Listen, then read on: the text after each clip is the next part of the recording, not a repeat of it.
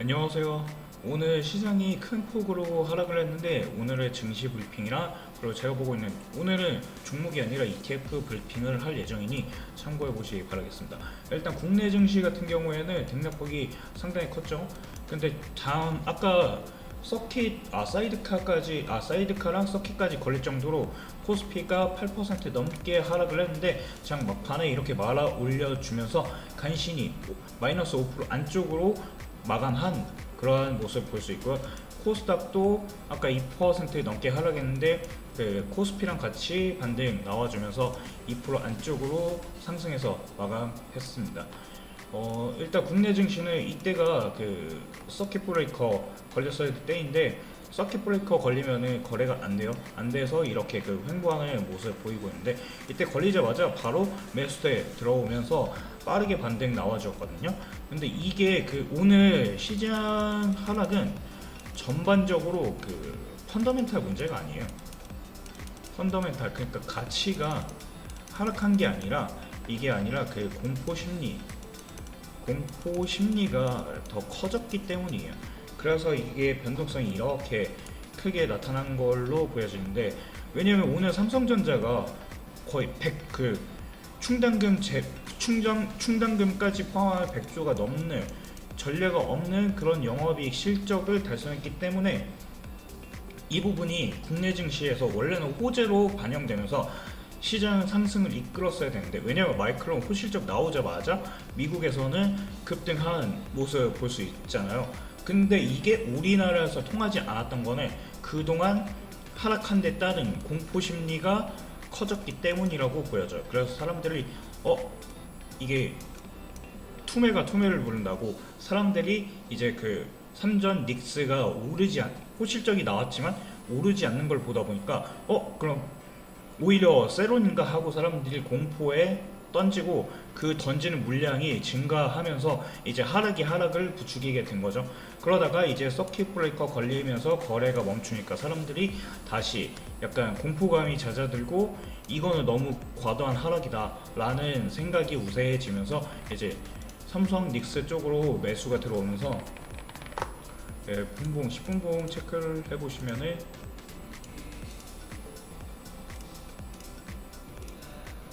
10분봉을 체크를 하면은 막판에 이렇게 끌어올린 거 볼 수 있죠. 이렇게 반등 나와줬거든요.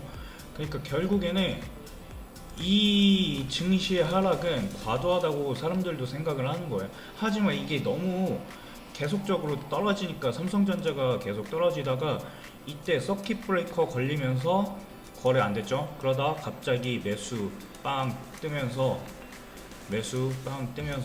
막판에 끌어올린 거, 이때 끌어올린 거 볼 수 있죠. 하이닉스도 비슷해요.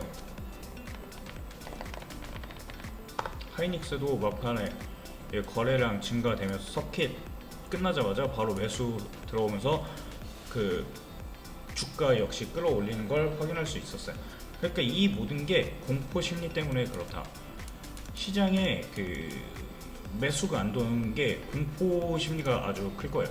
그러다 보니까 이 부분이 사람들이 매도를 부르는 트리거로 작용했기 때문이다라고 보여져. 왜냐면 실적 삼성이 돈을 잘 벌면 하이닉스도 결국엔 돈을 잘 벌 거잖아요. 그리고 지금 올해 26년 추정치가 다 다른데 어떤 데서는 그 400조에 올해 400조 이상 벌 수도 있다라고 삼성전자에 대해 그렇게 추정한 게 있고요. 그리고 내년에는 700조까지 혹은 그 이상까지도 보는 그 전망치가 계속해서 상행 조정되고 있다 보니까 현재 주가에 비하면은 저평가죠. 예를 들어 그 순이익이 300조만 나온다 하더라도 PER 10배로 쳐준다 치면은 그 시총이 3,000조가 돼야 돼요. 3,000. 근데 삼성전자 시총 얼마죠? 삼성전자 2,000조 넘은 지가 얼마 안 됐는데 지금 다시 1,700조, 1,700조까지 떨어졌어요. 못해도 거의 2배 정도는 올라야 된다는 거예요. 펀더멘탈 기본으로 하면은, 왜냐 마이크론이 15배, 20배 막 이렇게 봤는데, 그러니까 그 부분을 차치하고서라도 결국에는 10배만 받는다 하더라도 TSMC 막 이런 애들 막 20배, 30배 이렇게 받을 때 우리나라 반도체 기업은 10배도 안 되잖아요. 지금 한 6배, 5배, 6배인 것 같은데 그런 부분을 제외하고서라도 결국에는 최소한 10배는 받아야 되지 않을까. 그러면 그렇게 따지면은 지금 추정치 영업이익, 아까 영업이익이 400조고 여기에서 순이익 뭐 떨어진다 하더라도 300조 이상은 예상하고 있기 때문에 그 못해도 최소 300조라면은 PER 10배하면 3,000조 가야 된다. 그러니까 못해도 한 거의 2.5배에서 3배 정도는 못해도 그 정도는 가야 된다 라고 볼 수 있는 거죠. 그러니까 지금 오늘 하락에 대해서 너무 두려워하지 말고 오히려 이런 날 매수를 하는 분들이 승자가 될 수도 있어요. 단순 기술적 분석을 하더라도 지금 이 박스권에서 흔들리고 있는데 이 박스가 안 깨지면은 결국에는 다시 박스권 상단까지 얼마 38만원 구간까지 혹은 못 가더라도 36만원까지는 갈 수 있으니까 박스권 매매를 한다면 오늘 같은 날 매수를 하는 게 맞고요. 그리고 36만원 근처까지 올라갔다 혹은 그 이상까지 보셔도 되긴 하지만 어쨌든 거기에서 매물 나오는 거 보고 대응을 해도 되고, 그래서 이 박스권 매매를 하는 분들은 오히려 오늘 같은 날 매수를 하는 게 맞아요. 그리고 여기에서 그 하단 이탈, 박스 이탈하는 흐름이 나올 때 그때를 매도하더라도 일단 오늘 같은 때는 일단 그 관망 또는 매수 포지션이 맞았다 라고 보시면 될 것 같아요. 그래서 너무 두려워할 필요 없고 오늘의 시황은 여기서 간략하게 할 예정이고요. 제가 오늘 보고 있는 종목 같은 경우에는 ETF라고 말씀드렸는데 그 ETF를 보는 이유가 있어요. 지금 유럽이 엄청난 폭염 때문에 고통받는다고 하거든요. 지금 유럽이 그 폭염 때문에 40도에 이르는 폭염 때문에 지금 막 산불도 나고 막 엄청 난리예요. 그래서 옛날에는 유럽에서는 에어컨을 사용하지 않았대요. 왜냐? 에어컨을 하면은 에어컨 실외기가 미관을 해치잖아요. 왜냐? 바깥쪽에 달려있다 보니까 아파트 같은데, 우리나라 건물 같은데 다 바깥쪽에 배치가 되다 보니까 유럽 애들은 이런 걸 싫어한대요. 그래서 깔끔한 외관을 유지하기 위해서 에어컨 설치를 하려면 이웃 동의를 받거나 아니면 건물주 동의를 받거나 이런 식으로 엄청 까다롭다고 해가지고 에어컨 설치가 거의 안 됐어요. 그래서 에어컨 불모지라고도 불렸었는데 기사 나왔죠. 오늘자 기사인데 이제 유럽이 자기들도 이제 너무 더우니까 살기 위해서 수요가 급증하고 있대요. 그래서 에어컨 가전제품이 원래 유럽에서 잘 안 팔렸는데 이제 삼성이랑 LG의 가전제품 그 실적 성장까지 기대해 볼 수 있을 정도로 바뀌고 있는 거죠. 그리고 유럽뿐만 아니라 미국도 지금 폭염이 장난 아닌데 미국도 사망자 계속 나올 정도로, 근데 미국은 실기에 대해 거부감이 유럽만큼은 아니니까 미국에서도 이제 그 에어컨 사용량이 증가할 거고, 에어컨 사용량이 증가한다는 거는 결국 전력 수요도 같이 상승시키는 요인이 될 거예요. 그러다 보니까 이 전력 관련 쪽으로 해서 AI 데이터 센터 외에도 이제 미국은 데이터 센터 때문에 어차피 전력 수요가 폭발할 거다 이렇게 알고 있었잖아요. 그러니까 이미 알려진 사실 말고 그 추가로 나오는 게 이제 유럽이다. 왜냐면 효성중공업 그 대표, 제가 제일 좋게 보는 게 HED 현대랑 LS 일렉트릭 그리고 효성, 이 세 기업인데 이 세 기업들이 이제 그 유럽으로 진출할 가능성이 커진 거죠. 이거는 작년 말 기사인데 효성중공업이 이미 유럽 전력 시장을 그 공략하고 있었고, 그리고 이제 그 부분이 유럽에서 지금 전력난이 엄청나다고 하거든요. 이 기사를 보시면 이제 폭염 때문에 냉방 전쟁이 발생하고 있다고 하는데 그 이유가 아까 말씀드린 것처럼 너무 더우니까 이렇게 그 건물 바깥쪽에 설치하는 것 자체를 못하게 막았었는데 이 부분을 풀어주려고 하다 보니까 이제 전력 수요가 증가하잖아요. 이제 그 에어컨이 없는 파리를 엄청 자랑스럽게 생각을 했었는데 이제는 이 사망자가 너무 많이 발생을 하다 보니까 유럽에서도 이제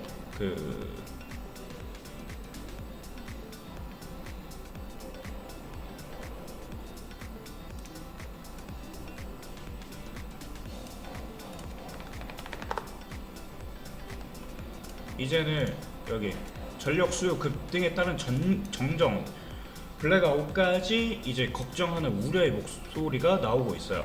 왜냐면 여기도 덥다고 말씀드렸잖아요. 그러다 보니까 결국에는 이제 그 예전에는 에어컨 가동을 기후 변화하고 이제 온난화 이러한 그 환경에 대해서 유해적이고 불필요한 소비 활동이다 라고 그 인식을 가졌었는데, 이제는 폭염을 계기로 그런 고정관념, 왜냐면 사람들이 그 살만한 할 때는 여러 가지 막 환경 안보 막 이런 것들을 챙길 수가 있어요. 하지만 지금 당장 먹고 살기, 그리고 막 그 쪄 죽을 것 같은데 이런 거를 생각 못 하죠.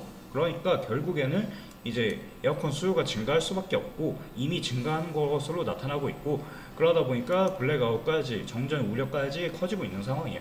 그래서 이러한 부분이 결국에는 우리나라 전력기기 수요로 이어질 수 있다. 왜냐하면 효성중공업이 이미 작년부터 그 유럽 시장으로 진출했잖아요. 그 다른 기업들도 속속 진출할 가능성이 높죠. 그래서 오늘 말씀드리고 싶은 건 효성중공업 하나가 아니에요. 효성 하나가 아니라 그 세 가지 말씀드리는 거 있죠.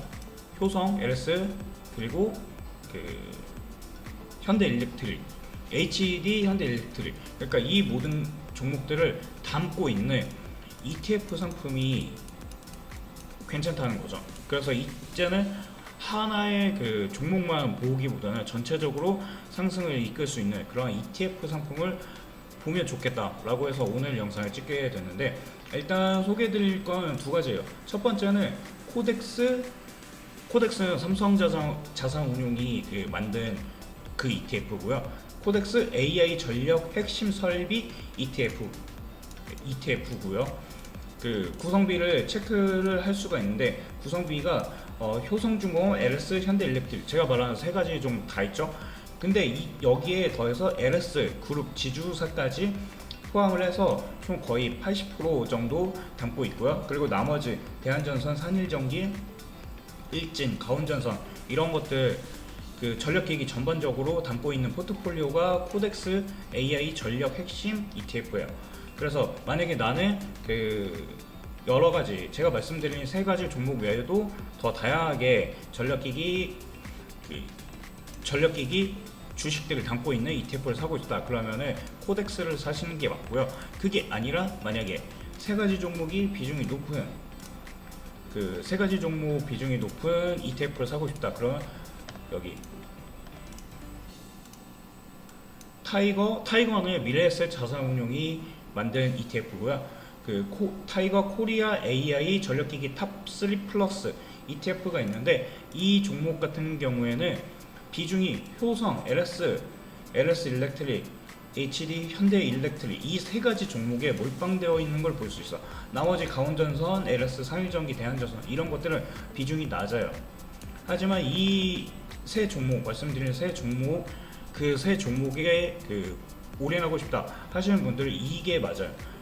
얘네는 비중이 이미 75% 정도 되기 때문에 거의 몰빵 수준이죠. 그래서 만약에 세 가지 종목을 하고 싶다 하시는 분들은 이 타이거 자산운용이, 그러니까 미래에셋 자산운용이 만든 타이거 ETF를 지켜보시면 좋을 것 같아요. 그래서 이 자기의 성향에 따라서 하시면 좋을 것 같고요. 일단 차트 기술적 분석을 하면 두 개의 흐름이 비슷해요. 타이거 코덱스, 삼성에서 운영하는 코덱스 AI 전력기기 ETF는 이렇게 상승 추세를 그리고 있고요. 지금 횡보, 이 추세 라인을 깨지 않는 상황이에요. 여기서 아마 반등 나올 걸로 예상하고 있는데, 이러한 반등 예상은 일단 시장이 꺾이고 있는 상황에서도 이 추세는 웬만해서는 이탈하지 않으려 하고 있어요.